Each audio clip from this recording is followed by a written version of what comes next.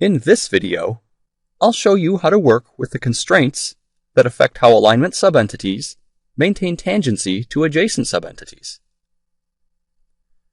This alignment consists of three lines that are not constrained by the geometry of other subentities. Between each pair of lines is a curve that is constrained by the geometry of the lines on both sides. When one of the lines is grip edited, the adjacent curve position changes so that tangency is maintained. The alignment entity's vista indicates the tangency constraints for each alignment subentity. When you select a subentity, it is highlighted in the drawing. Then, you can change the tangency constraint. For example, I'll change the first curve so that it is constrained by only the previous line.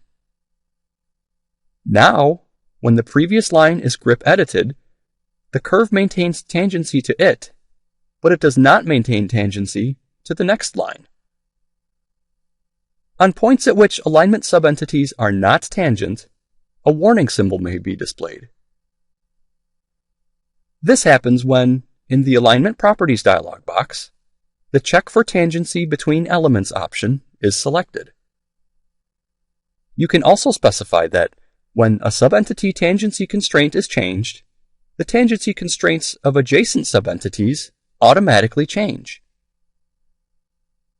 Now, if I change this curve's tangency constraint, the tangency constraint of the next line changes so that tangency will be maintained during grip editing. Then, if I change the line's tangency constraint to not constrained, the curve is changed back to constrained on both sides. Let's look at another alignment.